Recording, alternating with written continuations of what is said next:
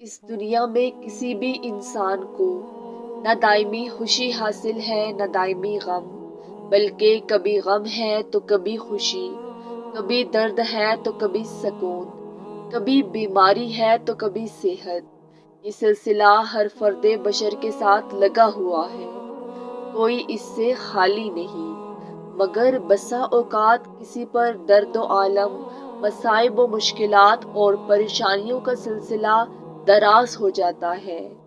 تو وہ سمجھ بیٹھتا ہے کہ ساری دنیا کی مصیبتیں اسی کے لیے مختص کر دی گئی ہیں۔ ہم میں سے بہت سے لوگ ہیں جو مصائب و مشکلات اور پریشانیوں کے طویل سلسلے سے بہت بددل ہو جاتے ہیں کہ ان کی زندگی مصیبتوں اور آزمائشوں کا مجموعہ بن گئی ہے کہ ایک مصیبت سے چھٹکارا نہیں ملتا کہ دوسری مصیبت حملہ آور ہو جاتی ہے۔ وہ سمجھنے لگتے ہیں کہ ان کی قسمت ہی ایسی بنائی گئی ہے، اس میں کبھی شاہد ہنسی خوشی نہیں، انہیں یہ دائمی احساس ستاتا رہتا ہے کہ یہ مصائب، یہ مشکلات شاہد اللہ تعالیٰ کی جانب سے انہیں سزا دینے کے لیے ہیں۔ اس احساس کی وجہ سے ان کی مصیبتوں میں اور بھی شدت پیدا ہو جاتی ہے، ان کا درد اور بھی گہرا ہو جاتا ہے، اور جس کے بعد وہ صبر کا دامن چھوڑ بیٹھتے ہیں۔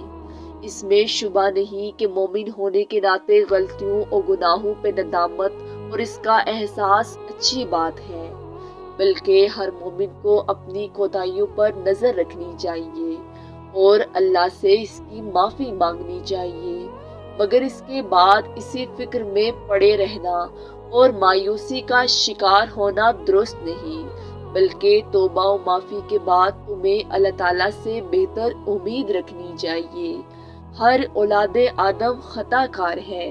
مگر اس میں سب سے بہتر خطا کار وہ ہے جو توبہ کرنے والا ہے۔